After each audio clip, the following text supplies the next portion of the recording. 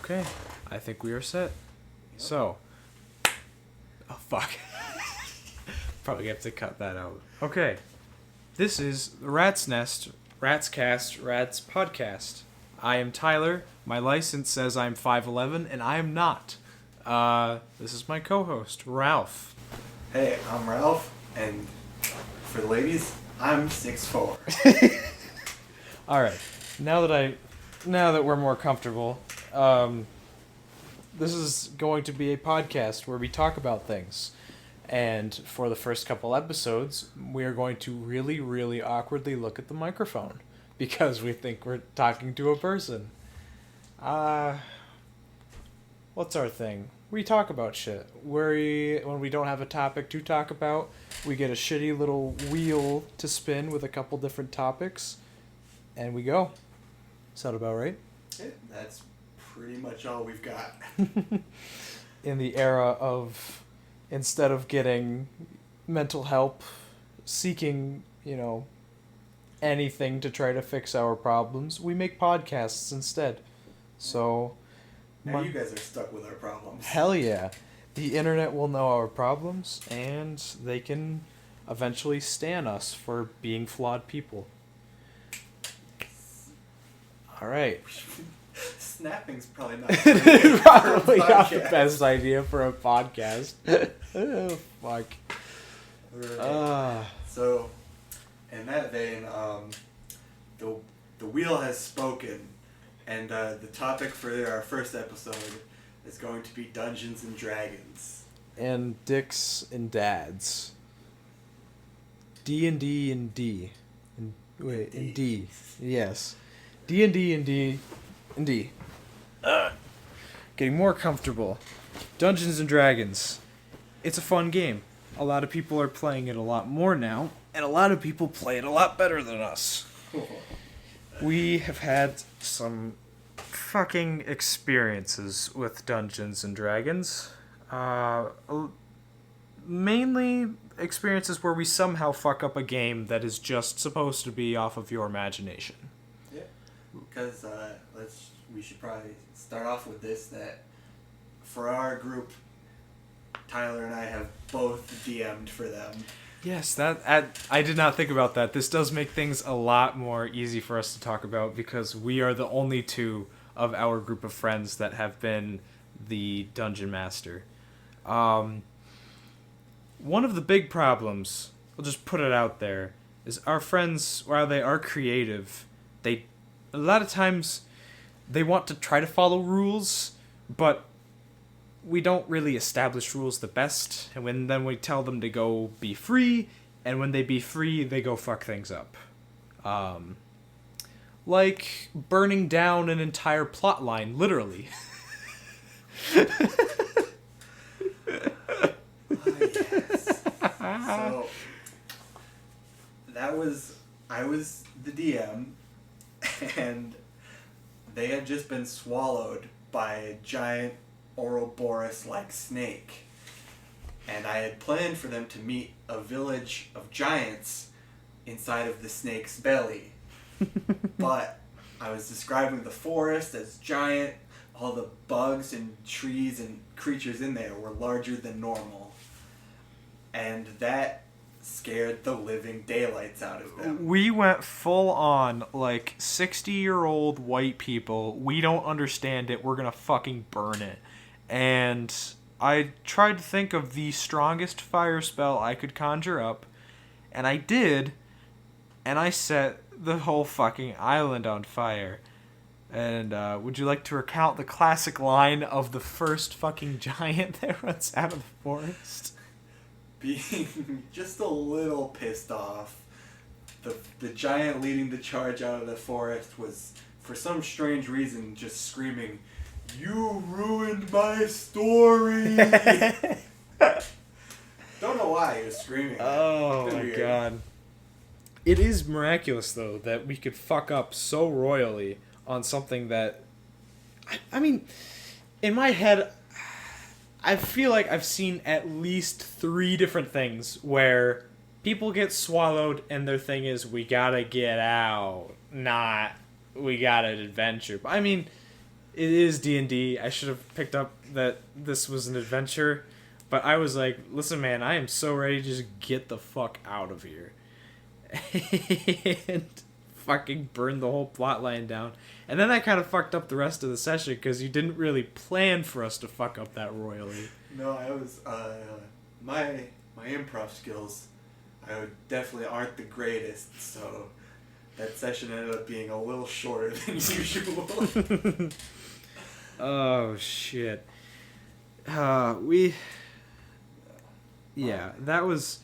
It's dangerous to let either of us be in a role that is not the DM, because we come up with some pretty good things to try to push everybody else in the general direction.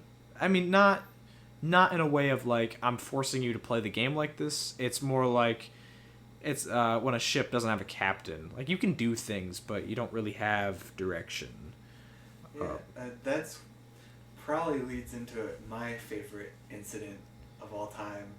Is Tyler was DMing, and I kind of had a sense for where he wanted the story to go. Like I had kind of made my predictions, and so I was kind of like trying my best to play into that. And I was, there was a big treasure. It was a giant potion bottle that I had a pretty good feeling in my gut was trapped. It was probably the most obvious trap that I could have set up. Yes. Big open room with nothing in it but a floor that looked like it was going to fall in at any moment, and just a potion smack in the fucking middle of it. And I was like, yeah, there's stairs off to the left if you don't want the treasure. And of course, the other two that were playing at the time were like, no, we don't want the treasure. And Ralph thankfully stepped up and was like, yeah, I'll be your plot device. And so I grabbed the potion, the floor collapsed, I was unconscious, and a major, what looked to be to the other two, boss fight started with just the two of them and me unconscious. And they were absolutely losing their minds. And this is a very important part to the story. You think we're fine to name drop since he's gonna be on here probably? Yeah. Okay, so our dearest friend Sean, he is a scholar among men, absolute genius. He is the most highly educated of his kind, to put things generously. His words. He was trying his very best to use a spell that... Oh, what was the exact spell? Was it... It was Firewall. Firewall. And the description of Firewall, if you read it very thoroughly, you can cast it in like a straight regular wall shape. And it also does allow for, like, at most, like a semicircle. Yes. And he wanted... literally every other shape. Every other shape. Like, he was talking about triangles. He was talking about, like, can I do a zigzag around Ralph's body? He didn't say Ralph, though. He said, what was your character's name at that point? Hot Milk. Hot Milk. That's right. And he was Sir Phyllis Swift? Yes. Yes. Sir Phyllis Swift could not get past the idea that a wall is just a flat, horizontal object. It is not a triangle. It's not a zigzag. It is not engulfing an entire room with flames. It's not called fire geometry. And at this point, his ride home had to get home. And it was kind of like, listen, man, you just gotta fucking do the spell or not. And he's like, I'm thinking. And he's like, he looks up at me and he's like, can I kill Ralph? And of course I was like, I'll let it happen, but this doesn't have to happen. It's like, they had it in their heads that, like they couldn't tell that this battle was essentially a plot device. Oh yeah, we were essentially meant to lose that battle. Yeah, I mean, had they had pulled something out their ass, I would have let it happen. Like, because luck sometimes goes that way. But if they hadn't picked up the potion, I was just going to have the ceiling fall on them, having it been, the crumbly floor. But it was, 45 minutes? 45 minutes to an hour of Sean. It was his turn. He was trying to think of something that would basically turn it around in one move, which was essentially impossible. And, of course, the thing that killed the most was that I needed to have them all be downed, but Sean was supposed to be the only one to get the message from the boss that, on, how to get them to see the boss again. I had it set up in such a way that he was going to be healed, and the boss at the time, Shinron, was going to go, hey man, listen, we're letting you live now, whatever, come kill us later. But I couldn't even get to that point because he was still stuck on fire geometry. He was stuck on it being literally anything else than what it is. Oh my god. And that's why D&D is so much fun, because you can just completely fuck everything up like that. And, well, in a similar vein of destroying things randomly, sometimes greatness comes from the randomness. Mm-hmm. Because I was DMing, for you anime fans out there, essentially an isekai scenario for the boys. Mm-hmm. And their whole class had been transported to the fantasy planes, or whatever I called them. Yeah, I don't remember what it was called exactly, but yeah. The whole gimmick was that, it's your traditional isekai where go to the new world, you have some other skills from your previous life that transfer over and you're this insanely incredible person. But since we start at level 1, obviously, the rest of us that are actually playing and not, story characters were extremely underpowered and underwhelming in comparison to our classmates. And that is where the fun begins. Yes, so there was a pretty generic plotline at the beginning where they, for some reason, didn't show up at max level. They were just kind of level 1 weaklings, and the rest of the class was just kind of sick of their asses, like the guys in general.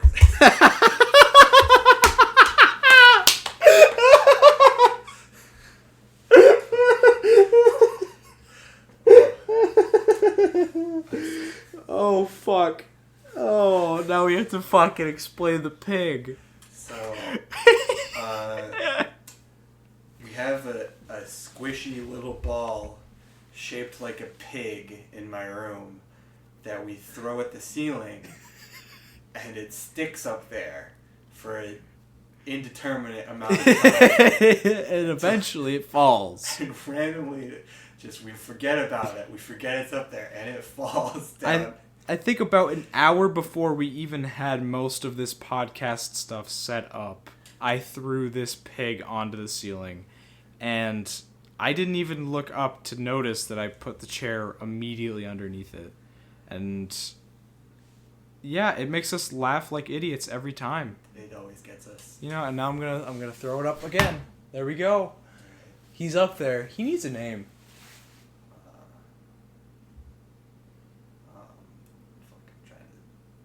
Trying to think of a name for friends. What the fuck? Yeah, that's true. Because I have a lot of names coming to mind, but I don't want to say them because they are real people. I mean, I don't give a fuck about it. We could just call it Daryl. Oh. We're definitely talking about the fictional Walking Dead character. Yes, that's Daryl. Yes, that is Daryl. And definitely not a Daryl living in the human populace. That is a real person, a real pig, and a real failure.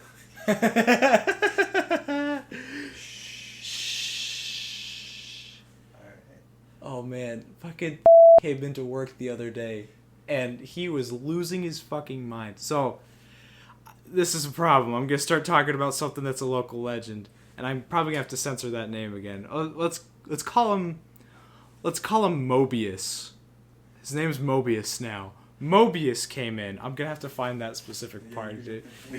Mobius came in to my workplace. It's a food place. It's a small town restaurant thingy, eatery.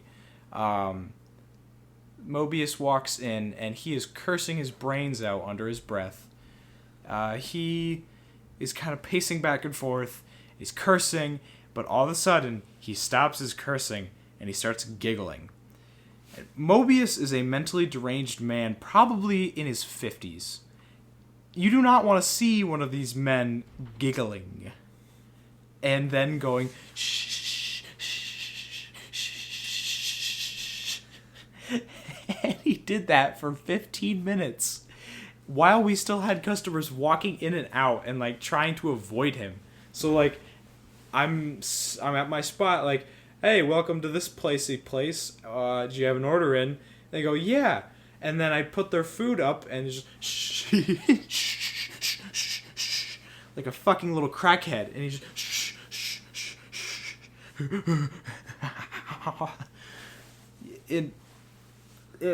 Mobius is a fucking legend among men. But you do not want to see a Mobius in your lifetime. Now that reminds me of a story I have from the deli. Oh, yes. So, I mean, it's really just the first thing it doesn't. My coworker, his name is Chad. Yep. And so Chad and I were working at the deli, and there was just this man who came in. He bought like a water, tried to take money out of the ATM. He had no money. Yep. And then he left the deli. He was probably in his 50s, maybe 60s, shirtless, kind of wrinkly man. And so he left, and like probably over the course of like an hour, he comes back in to the deli like 3 times. Oh my god. And he's like, I think with the last bit of his money, he's just buying scratch-offs, hoping he like makes it big. So, older wrinkly man, was he... So this was over like towards the summer, right? So was he like old wrinkly and old man tanned? Like the almost orangish tint? He was old man tanned. And he was like...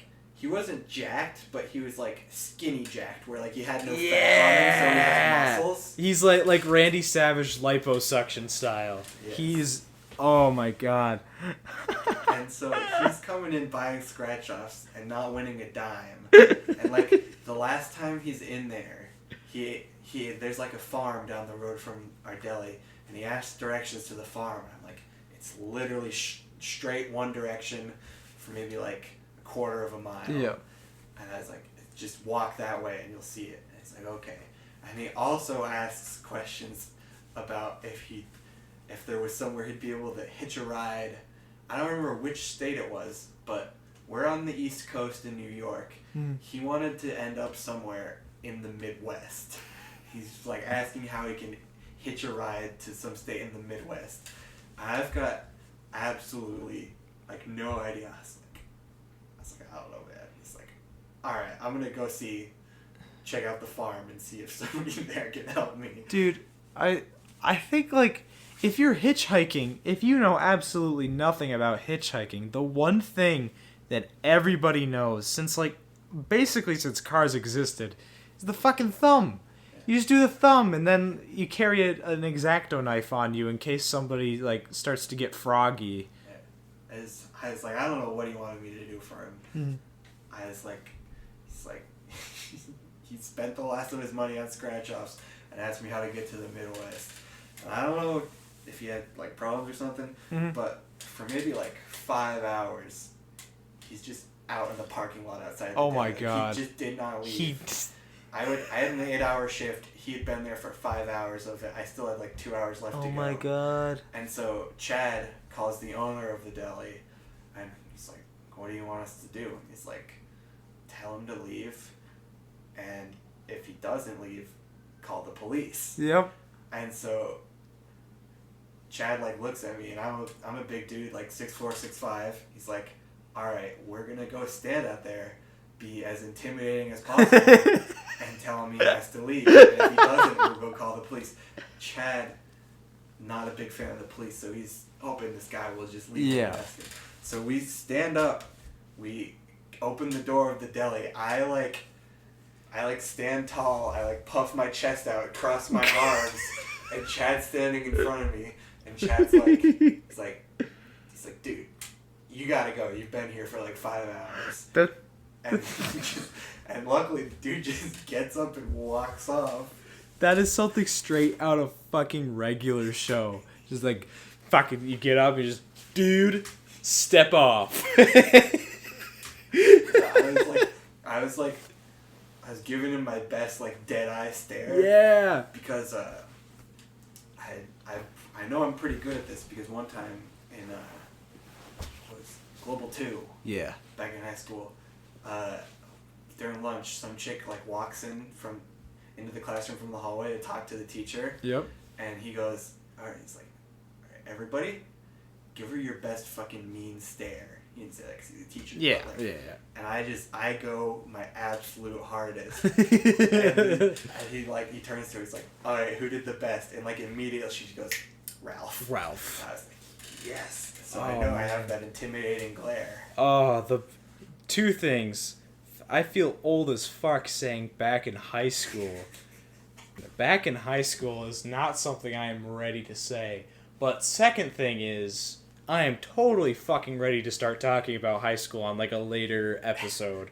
Because there have been some fucking shenanigans. When you live in a rural high school with 100 people in the graduating class, there's gonna be some shenanigans. There's that, and then there are neighboring rural high schools that I know stories of, particularly ones about teachers getting shot up with paintball guns, pigs being let loose into schools, motorcycles finding their ways into the schools, and there was one where a kid with an OnlyFans threatened to shoot up the school.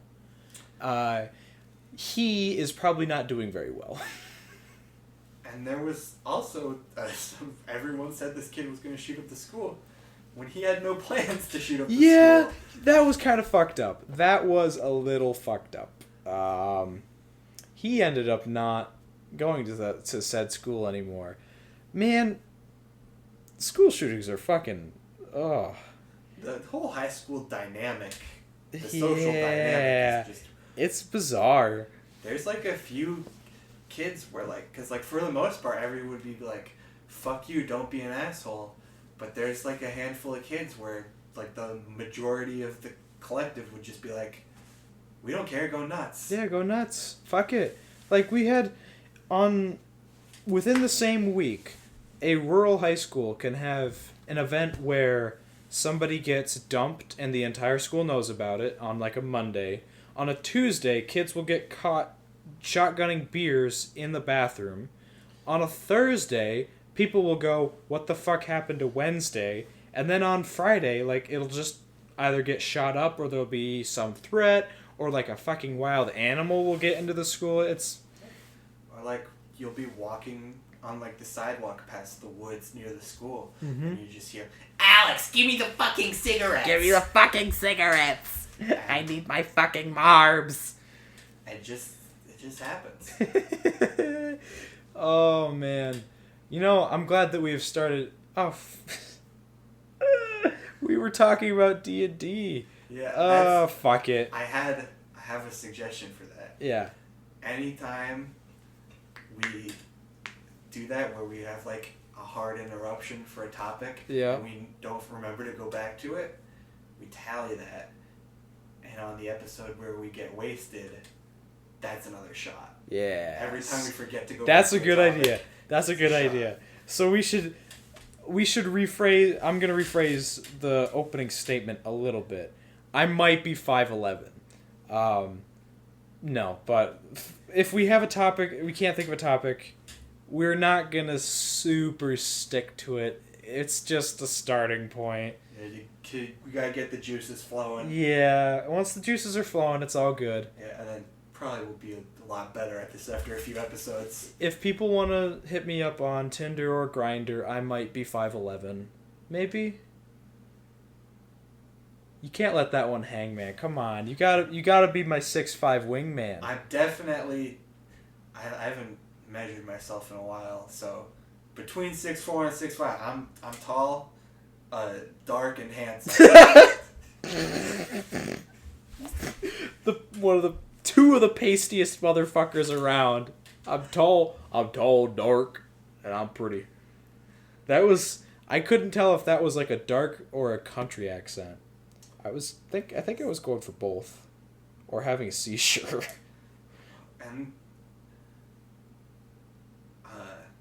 probably not in this episode, but we do have to tell you all about the time I got arrested. Yes. Oh, fuck yeah. That's such a... Oh, we gotta talk about that. Oh my god, that is... We should save that for when Sean is here. Yes. Because Sean was heavily involved in that situation. Sean was heavily involved. He is integral to the story. I wonder if Jeff will want to speak on podcast. I feel like he'd probably be down if he is ever sober enough for it. if he's not hitting the boozer. Carter is another very good friend of ours that will most definitely be in the podcast. Trying to think. I mean, obviously we're not going to be having any big guests. Not yet. But if I do happen to get like James Charles, I am 5'11". Yeah, and he does look young. He does look young. Fuck, he's gonna be checking ages now. Fucking, I can't do that anymore. Listen, with a clean shave, we could definitely. We could pull it off. I also, James, I got a cute butt. Like. You're like twice his fucking height. But I've got a nice ass. He's got a nice ass. We gotta look up James Charles' height right now. I may be fucking with the audio quality, but I have to look up how tall James Charles is. We have the winner on the spinner. It is D&D Indeed, in case you guys wanted to know. That was what we were going to talk about today. Oh yeah. Charles, fuck off. Height. Hey, sister.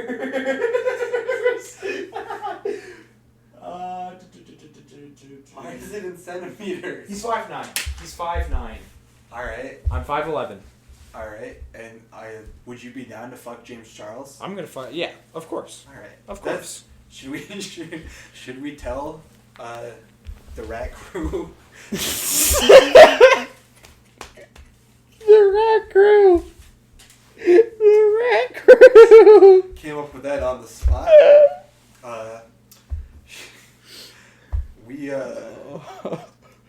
We're down to fuck both men and women. So yes. Just hit both of us up.